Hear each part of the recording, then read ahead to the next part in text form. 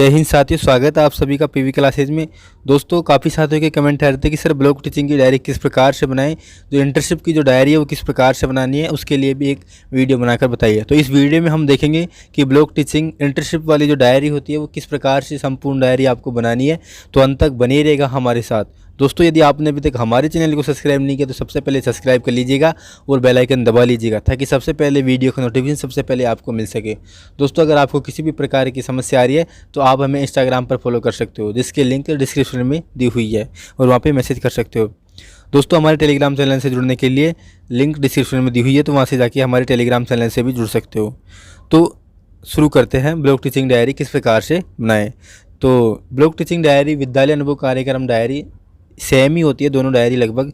तो काफ़ी छात्र कन्फ्यूज रहते हैं कि ब्लॉक टीचिंग डायरी अलग है या फिर विद्यालय अनुभव कार्यक्रम डायरी अलग है। तो दोनों का मतलब एक ही है। दोनों इंटर्नशिप, जिस समय आपको इंटर्नशिप मिल रही होती है स्कूल में, तो उस समय आपको भरनी होती है। तो वो किस प्रकार से बनाएं। सबसे पहले आपको सेशन लिखना होता है, जो भी आपका 70 है। फिर पीपल टीचर नेम, जो भी आपका नाम है, छात्र अध्यापक का जो नाम है वो आपको नाम लिखना है। फिर फादर्स नेम, फिर क्लास लिखनी है, जो भी क्लास आपके BSc B.Ed 4th ईयर है या फिर 3rd ईयर है। फिर टीचिंग सब्जेक्ट आपने क्या लिया है, 3rd ईयर में क्या लिया है। अगर 3rd ईयर है तो 3rd ईयर का ही सब्जेक्ट लिखना है, 4th ईयर है तो 4th ईयर का ही सब्जेक्ट लिखना है। नेम ऑफ स्कूल, जो स्कूल आपको इंटर्नशिप में मिला है उस स्कूल का नेम लिखना है। इसके बाद जैसे ही आगे बढ़ते हैं फर्स्ट पेज पे, तो विद्यालय अनुभव कार्यक्रम, इंटर्नशिप कार्यक्रम, BA B.Ed BSc B.Ed 70 सबसे पहले यहाँ पे लिखना होगा आपको 70। फिर यहाँ पे अवधि लिखनी होती है कि जो डेट होती है, किस डेट से किस डेट तक आपने विद्यालय में इंटर्नशिप कार्यक्रम किया। तो वो ये पेज आपको खाली छोड़ देना है, इसको लास्ट में करना है। जैसे ही आपको सर सिग्नेचर करके देंगे कि इस दिनांक से इस दिनांक तक आपने विद्यालय में क्या किया, इंटर्नशिप का कार्यक्रम किया, तो वो डेट यहाँ पे लिखनी होगी बाद में।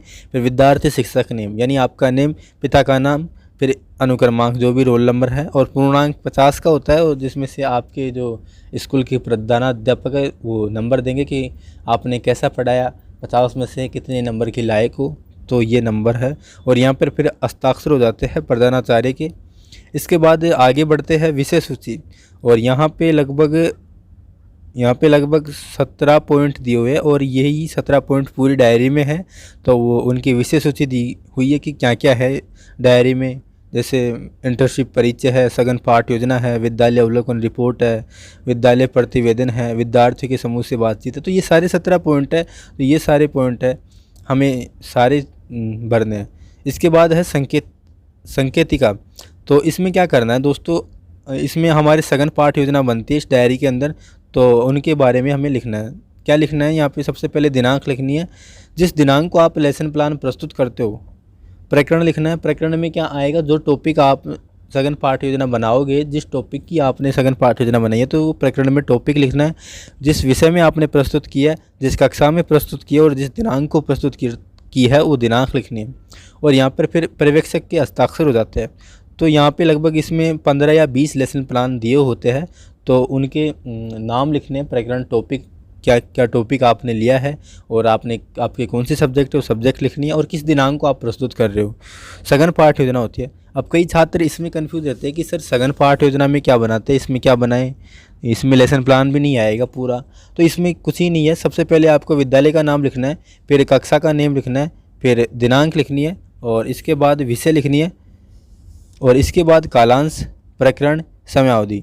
दोस्तों, इसमें जो टॉपिक है, आपने जो भी टॉपिक लेते हो वो लिखना है प्रकरण में। समयावधि 30 से 40 मिनट रहती है, और कालांश रहता है, जो भी कालांश है, दिनांक, जिस दिनांक को आप प्रस्तुत कर रहे हो, जिस कक्षा में आप प्रस्तुत कर रहे हो। शिक्षण उद्देश्य अपेक्षित व्यवहारगत परिवर्तन। अब यहाँ पे शिक्षण उद्देश्य लगभग 6 होते हैं, तो वो 6 उद्देश्य तो नहीं आएंगे यहाँ पे, क्योंकि जगह कम है। जितने भी उद्देश्य आते हैं आपके 2 या 3, तो 2 या 3 उद्देश्य यहाँ पे लिखने हैं। फिर पूर्व ज्ञान, जो भी टॉपिक होता है, जैसे गति के नियम टॉपिक है आपकी, मान लीजिए फिजिक्स में, तो पूर्व ज्ञान करना होता है कि बच्चों आज हम गति के नियम के बारे में सामान्य जानकारी रखते हैं। तो ये पूर्व ज्ञान होता है, आपको पहले ही पता है। फिर प्रस्तावना प्रश्न होते हैं, तो छात्र अध्यापक क्रिया, विद्यार्थी क्रिया। तो इसके अंदर क्या होता है, 5 क्वेश्चन बनते हैं, तो इसमें आसानी से 5 क्वेश्चन आ जाते हैं, 4 या 5 क्वेश्चन। में प्रस्तावना प्रश्न हमें करने होते हैं। अंतिम क्वेश्चन समस्यात्मक प्रश्न रहता है। फिर उसके बाद उद्देश्य क्वेश्चन करता है, जैसे टॉपिक था हमारा गति के नियम। अच्छा, तो बच्चों आज हम गति के नियमों के बारे में विस्तार पूर्वक अध्ययन करेंगे। फिर इसके बाद प्रस्तुतिकरण स्टार्ट हो जाता है। तो यहाँ से ये बिंदु है शिक्षण बिंदु, छात्र अध्यापक क्रियाएं, छात्र क्रियाएं और श्यामपट्ट सारांश। तो शिक्षण बिंदु में लिखना जो भी आप टॉपिक लेते हैं, जैसे गति का नियम है तो उसके कितने शिक्षण बिंदु हो गए, 3 शिक्षण बिंदु होती है लेसन प्लान में, तो उसका एक शिक्षण बिंदु ले लेना। पहला शिक्षण बिंदु है गति का प्रथम नियम, तो वो शिक्षण बिंदु लिखना है। फिर वही छात्र अध्यापक क्रियाएं, छात्र क्रियाएं, श्यामपट्ट सार, जो आपने लेसन प्लान बनाया है, पूरा प्रस्तुतिकरण किया था, तो कोई सा भी जैसे आपने डेली लेसन प्लान की डायरी बना ली होगी तो उसमें से लेसन प्लान ले लेना आपको, और एक शिक्षण बिंदु का कार्य यहाँ पे करना है। ज़्यादा नहीं होगा दोस्तों, यहाँ पे एक ही शिक्षण बिंदु आ पाएगा, तो आपको एक ही शिक्षण बिंदु करना है। बस सेम उसमें से ऐसे के ऐसे एक शिक्षण बिंदु तक ऐसे कैसे उतार देना है। इसके बाद मूल्यांकन प्रश्न इसमें 5 करने हैं, आराम से 5 क्वेश्चन आ जाएंगे। और इसके बाद एक गृह कार्य क्वेश्चन यहाँ पे लिखना है, और सुझाव में जो भी आप लिखना चाहो वो लिख सकते हो। इसके बाद हस्ताक्षर छात्र अध्यापक के और या फिर पर्यवेक्षक के इधर हस्ताक्षर हो जाते हैं। तो इस तरह से क्या सघन पाठ योजना बनानी है। तो ये सघन पाठ योजना लगभग 20 या 15 या जो भी जितनी भी है आपकी डायरी में उतनी आपको बनानी होती है। डेली लेसन प्लान की जो डायरी होती है सेम वही बनानी होती है, लेकिन इसमें शिक्षण बिंदु एक ही लेना होता है। अब हम दोस्तों आगे बात करें विद्यालय अवलोकन रिपोर्ट की। विद्यालय अवलोकन रिपोर्ट में क्या करना होता है, विद्यालय का अवलोकन करना होता है। आपकी इंटर्नशिप लग रही है तो किस प्रकार से क्या क्या चीज़ें हैं विद्यालय में और क्या क्या कमियां हैं, ये सारी चीज़ें आपको पता होनी चाहिए। सबसे पहले आपको विद्यालय का नाम, जो भी विद्यालय का नाम है, संस्था प्रधान का नाम, जो भी संस्था प्रधान का नाम है, अवलोकनकर्ता का नाम, अवलोकन कौन कर रहा है, अवलोकन आप कर रहे हैं तो आपका नाम। इसके बाद यहाँ पे लिखना है प्रधानाध्यापक के नाम, पद स्वीकृत और कार्यरत, यानी कि प्रधानाध्यापक के कितने पद स्वीकृत है और कितने कार्यरत। जैसे पद स्वीकृत 2 है और कार्यरत 1 ही है, तो वो सब जानकारी यहाँ पे लिखनी है आपको। अध्यापक कि कितने अध्यापकों की ज़रूरत है और कितने कार्यरत है, कितने सहायक कर्मचारी की ज़रूरत है और कितने कार्यरत है, तो ये सब चीज़ें यहाँ पे लिखनी है। जो भी आपके विद्यालय में है वो सब चीज़ें यहाँ पे लिखनी है। और ये यहाँ पे नामांकन करना है कक्षावार की स्टूडेंट, अनुसूचित जाति के कौन कौन से हैं, तो यहाँ पे बॉयज़ और गर्ल्स, और फिर टोटल करना है। अनुसूचित जनजाति, ये सभी सामान्य, अल्पसंख्यक, तो ये सारे विद्यार्थी कितने हैं, ये सारे आपको नामांकन करना है। तो ये आप विद्यालय में आपको अनुभव मिलेगा, जैसे जैसे आप इंटर्नशिप करोगे तो वैसे वैसे ये सारी चीज़ें आपको सीखने को मिलती है विद्यालय में।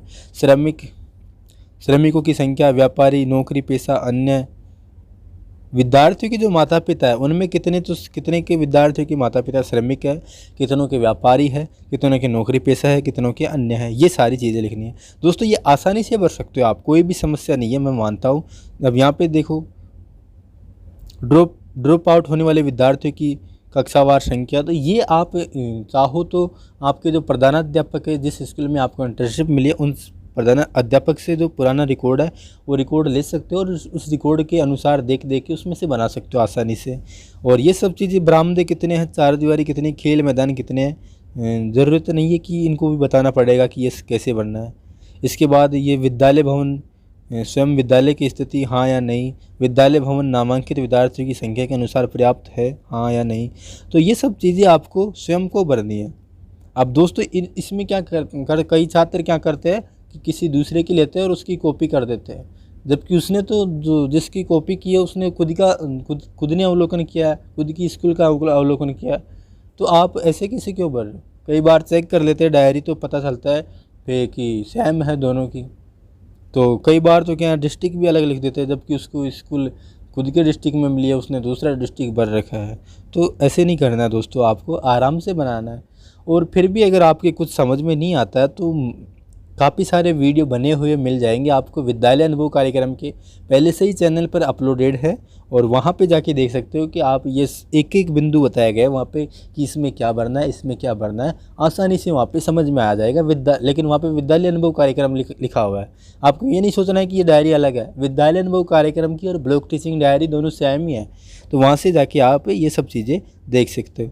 फिर है विद्यालय प्रतिवेदन, विद्यालय का नाम, ऐतिहासिक पृष्ठभूमि, महाविद्यालय से दूरी, ये सारी चीज़ें आप लिख सकते हो। प्रधानाध्यापक के नाम एवं उनके कक्ष का नाम, फिर 8वीं कक्षा का बोर्ड का परिणाम, फिर ये अध्यापक का नाम और उनकी योग्यता क्या क्या है, ये सारी चीज़ें भर के जो भी निष्कर्ष निकलता है, जो भी आपने निष्कर्ष निकाला, ये सारी चीज़ें करते समय क्या क्या आपने क्या क्या परेशानियाँ हुई, वो सब चीज़ें आपको निष्कर्ष में लिख देना है। फिर विद्यार्थियों के समूह से बातचीत। अब जैसे आप इंटर्नशिप देने जाते हो तो विद्यार्थी आपके सामने बैठे हुए होते हैं। जब भी आप क्लास में जाते हो तो विद्यार्थियों से बातचीत करके यही आंसर उन डायरी में लिखो। आप विद्यार्थियों से पूछो क्या आपको विद्यालय में आना अच्छा लगता है। विद्यार्थी बताएंगे हाँ तो हाँ, और नहीं बताते तो नहीं, और क्यों लगता है। तो ये सारी जानकारी विद्यार्थी बता देंगे आराम से। उनसे अगर क्वेश्चन पूछोगे अच्छे से, विद्यार्थियों को भी मज़ा आएगा और आपको भी मज़ा आएगा क्वेश्चन करने में, और आसानी से आप इस डायरी को भर पाओगे। इसके बाद संस्था प्रदान के क्रियाकलापों का अवलोकन। जो भी संस्था प्रदान है उसका नाम, दिनांक, अवलोकनकर्ता का नाम, उनकी योग्यता और उनके बारे में जनरल जानकारी है कि वो संस्था प्रदान शिक्षकों एवं विद्यालय की समस्याओं के निराकरण हेतु मासिक बैठक करते हैं नहीं करते हैं।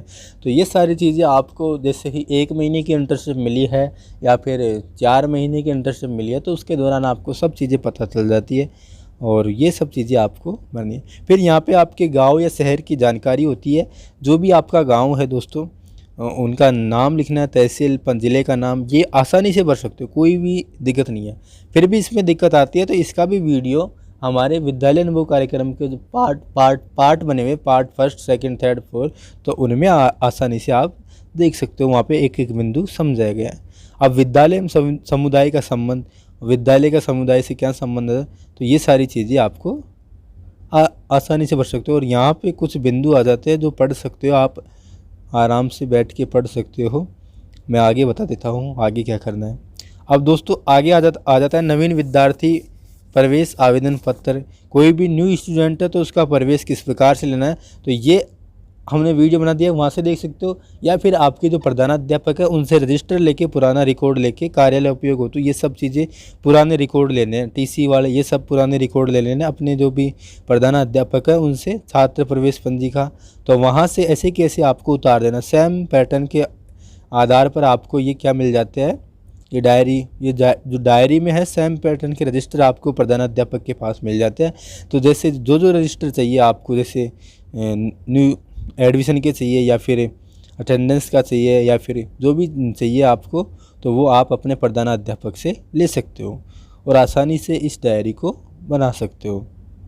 विद्यालय निधि रोकड़ पंजिका, ये सारे जो रजिस्टर होते हैं वो प्रधानाध्यापक के पास होते हैं, तो उनसे आसानी से पूछ सकते हो और आराम से भर सकते हो। अगर आप इंटर्नशिप नहीं जा रहे हो तो आप हमारे चैनल पर वीडियो देख सकते हो और वहाँ से भी आप आसानी से भर सकते हो, क्योंकि वहाँ पे सारे वीडियो आपको मिल जाएंगे। इसके बाद हम आगे बात करते हैं।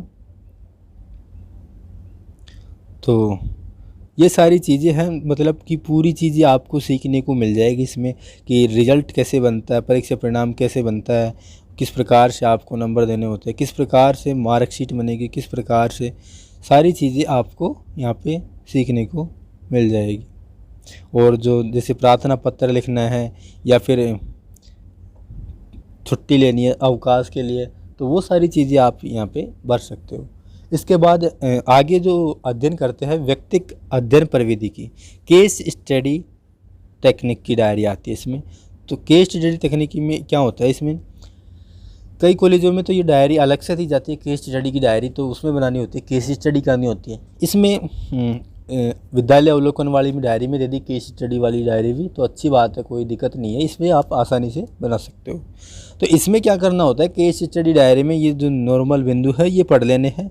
कोई भी एक छात्र लेना होता है, या तो वो प्रतिभाशाली हो या फिर कमज़ोर बालक हो, उसकी केस स्टडी करनी होती है कि क्या क्या उसकी विशेषताएँ, क्या क्या कमजोरियाँ, वो सारी चीज़ें यहाँ पे इस डायरी में लिखनी होती है।